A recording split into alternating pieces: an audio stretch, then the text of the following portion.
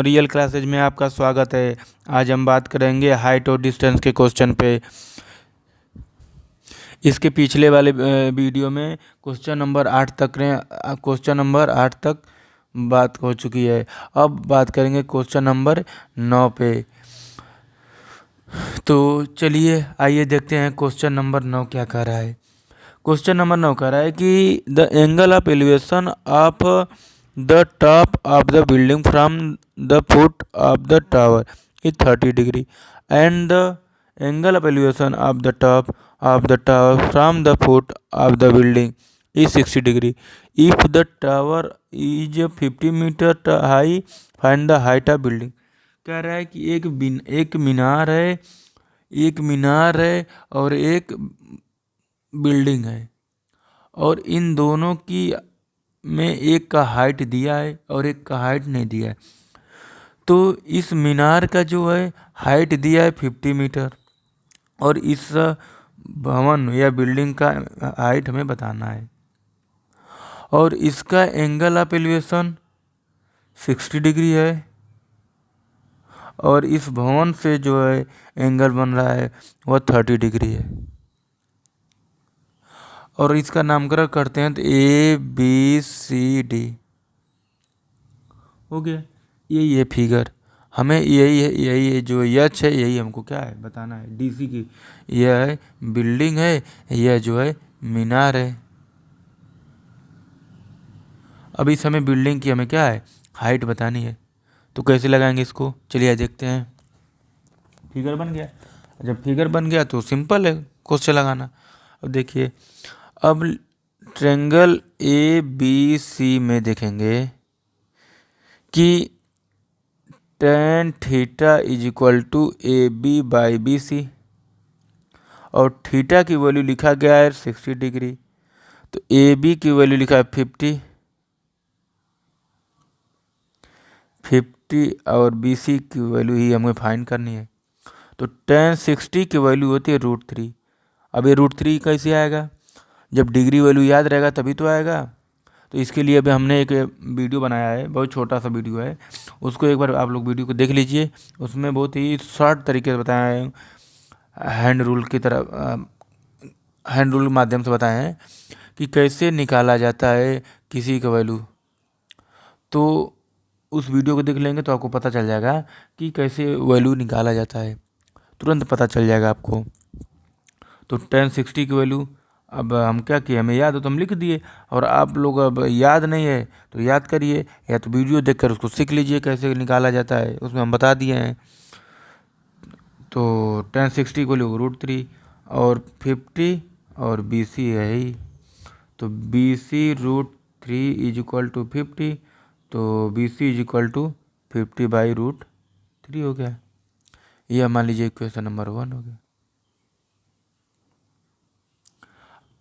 अब ट्रायंगल कौन सा है BCD में, ट्रायंगल BCD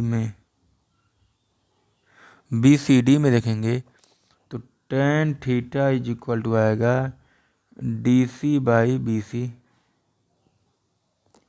और tan थीटा की वैल्यू लिखा गया है 30 डिग्री और DC की वैल्यू ही हमें क्या करना है बताना है, और BC की वैल्यू हमें पता है कितना है 50/√3। तो यहाँ पे BC लिख देते हैं। अच्छा, यहाँ पे ये हाइट है, यहाँ पे ये भी लिख सकते हैं हाइट।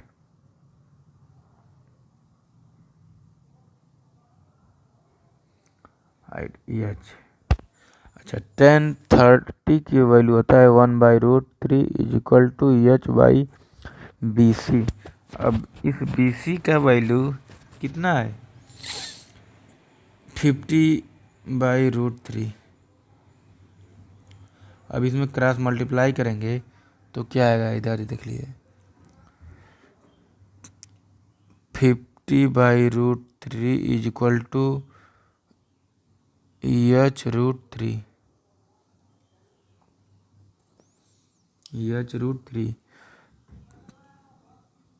BC की वैल्यू हो गया। अब इस √3 का √3 में मल्टीप्लाई कर देंगे तो क्या आ जाएगा 50 इज इक्वल टू, अब इसका इसमें मल्टीप्लाई करेंगे तो क्या हो जाएगा 3h, तो h इज इक्वल टू 50/3 हो जाएगा। और 50/3 को क्या लिख सकते हैं, 16 से 2/3 मीटर। अभी यहाँ 50 में 3 से भाग दे देंगे, तो भाग देंगे तो कितना हो जाएगा,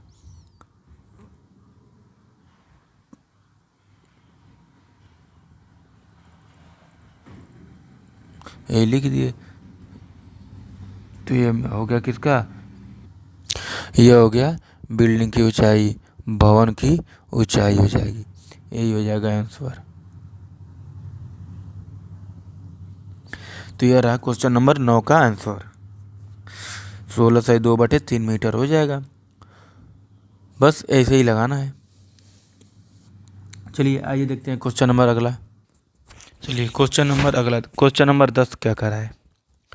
क्वेश्चन नंबर 10 कह रहा है कि two poles are equal height are standing opposite each other on either side of the road which is 80 meter wide from a point between them on the road. The angle of elevation of the top of the poles are 60 degree and 30 degree respectively. Find the height and the pole and the distance of the point from the poles. कह रहा है कि दो पोल है, ठीक, और दो पोलों के जो बीच जो दो पोल हैं दोनों समान, दोनों की हाइट समान है, और इन दोनों पोल के जो बीच में एक जो रास्ता है वह 80 मीटर का है, 80 मीटर का है। यह बीच की जो इन दोनों पोलों के बीच हाइट अरे डिस्टेंस जो है वह कितना है 80 मीटर, और जो पोल का हाइट है जो एच ये भी है और एच ये भी है, दोनों की हाइट सेम है। और कह रहा है कि इन दोनों के यहाँ पे क्या कर रहा है, दोनों खंभों के बीच सड़क के एक बिंदु से खंभा उन्नयन कोण कर रहा है, एंगल ऑफ एलिवेशन की बात कर रहा है। कह रहा है कि यहाँ से मान लो एंगल ऑफ एलिवेशन और इसका एक एंगल ऑफ एलिवेशन, इन दोनों के मिड पॉइंट बिंदु मिडल में कह रहा है कि एक है 30 डिग्री और एक है 60 डिग्री एंगल ऑफ एलिवेशन उन्नयन कोण। और A B C D E नामकरण हो गया। अच्छा, अगर पूरी हाइट पूरा डिस्टेंस दिया कितना, इस पाद का इस सड़क का लंबाई कितना दिया 80 मीटर, इस पूरे का दिया है। तो अगर हमें इसे बताना होगा, मान लीजिए इस वाले तक बी ई का बताना है, तो क्या करेंगे, किसी एक को यक्स मान लें चाहे किसी को कुछ मान लें। अगर मान लीजिए हम इसको यक्स मानते हैं तो यह कितना होगा 80 माइनस यक्स यही होगा। अगर हम मान लेते हैं कि बी सी की जो दूरी है डिस्टेंस है वह यक्स मीटर है, तो बी ई का कितना होगा, टोटल 80 है, तो 80 में से यक्स को घटा देंगे तो जितना रहेगा वही बचेगा, तो ये हो जाएगा 80 माइनस एक्स हो जाएगा। इतना काम तो पहले फिगर में करना है। अगर इतना काम कर लेंगे तो क्वेश्चन लगा लेंगे। चलिए देखते हैं आप क्वेश्चन लगाएंगे कैसे। अब ट्रेंगल ए बी सी में, ट्रेंगल ए बी सी में देखेंगे तो tan theta is equal to A C by B C, और टेन थीटा की वैल्यू लिखा गया है, थीटा की वैल्यू 60 डिग्री, और ए सी की जगह एच हम मान लेते हैं और बी सी की जगह जो लिखेंगे एक्स लिखेंगे। तो 60 की वैल्यू होती है √3 is equal to H by X, और यहाँ पे हो जाएगा,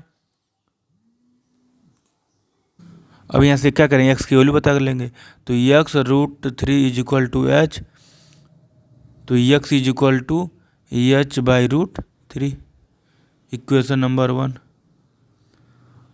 हो गया। अब इसी तरह इस वाले में तो ट्रेंगल बी ई डी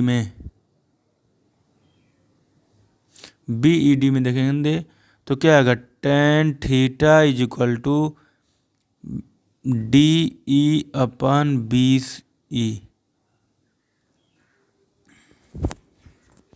और टेन थीटा की वैल्यू दिया है 30 डिग्री, और डी ई एच है ही, और बी ई तो बताना ही है बी ई, और टेन 30 इक्वल होता है 1/√3 is equal to 1/√3 is equal to H by B E की जगह क्या लिखेंगे 80 माइनस एक्स।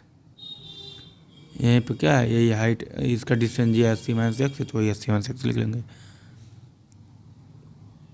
यहाँ पे देखते हैं, अब 80 minus X is equal to h√3, और इस x की वैल्यू है 80 माइनस एक्स की वैल्यू है h/√3 is equal to h√3।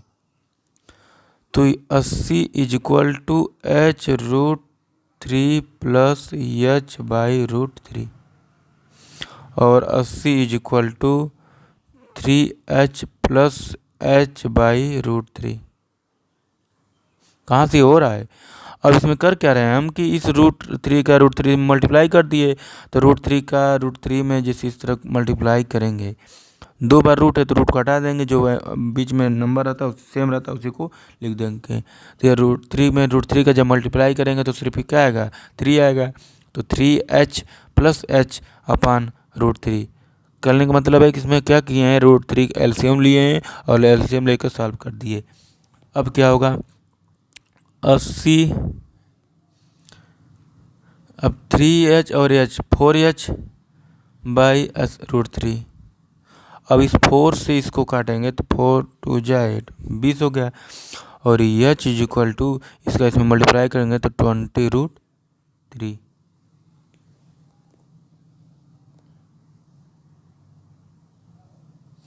तो h जो यह हाइट कितना आया 20√3 आ गया।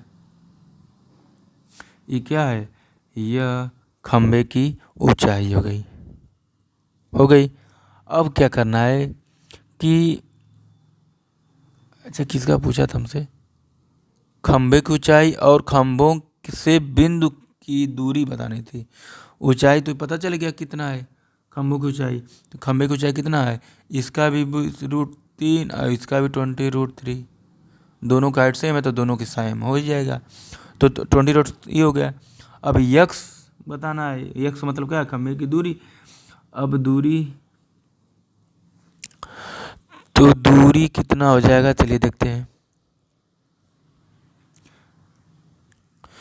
अच्छा अब यक्स की वैल्यू क्या निकाले थे, इक्वेशन नंबर 1 से देखते हैं। यक्स इज इक्वल टू निकाले थे h/√3, और इस यक्स की वैल्यू लिखे हैं 20√3 अपान √3 तो दिया ही है, तो इस √3 से √3 कैंसिल हो जाएगा तो क्या बचेगा 20, तो यक्स इज इक्वल टू 20 आया, 20 मीटर। अब यह 20 मीटर क्या है, यह 20 मीटर जो है यक्स की वैल्यू, यक्स किस क्या माने थे, यक्स जो था वह दूरी था किसमें, खंभे के बीच की दूरी, खंभे के बीच की, पोल के बीच की दूरी थी। तो यह पहले एक तो माने थे जो यक्स, यह हो गया 20, और जब इसको निकालेंगे तो 80 माइनस 20 क्या हो जाएगा 60, तो एक हो गया 60, एक खंभे के बीच की दूरी यहाँ पे लिख देते हैं। देखिए खंभे की ऊंचाई तो हो गई 20√3, एक तो एक आंसर, और एक जो डिस्टेंस है तो एक खंभे की दूरी जो है वह 20 मीटर हो गया, और दूसरे खंभे के बीच की दूरी वो हो जाएगा 80 minus 20 is equal to 60 metre. तो यह हो गया, यह हमारा पूरा आंसर। देख लीजिए क्वेश्चन नंबर 10 है। अब हमें पूरा पता चल गया खंभे के बीच की दूरी, अरे खंभे की दूरी डिस्टेंस, और इसके बीच की दूरी भी पता चल गया। तो यह रहा पूरा हमारा क्वेश्चन नंबर 10 का सलूशन। देख लीजिए तो आज के लिए इतना ही रहेगा। ये दोनों क्वेश्चन एक ही टाइप के थे, तो इसको बता दिए। ये दोनों हो गया। अब अगले वीडियो में क्वेश्चन नंबर 11 से बताएंगे। तो आज के लिए इतना ही रहेगा। अगर आपको वीडियो अच्छा लगे तो लाइक शेयर सब्सक्राइब करिए, अपने दोस्तों को भी शेयर करिए, और किसी भी क्वेश्चन में कोई भी डाउट आए तो उसको कमेंट बॉक्स में कमेंट करिए, और इसके आगे कौन सा चैप्टर पढ़ना है उसको भी कमेंट करिए, कि ताकि हम उस चैप्टर को लेकर चलें। तो आज के लिए इतना ही, धन्यवाद।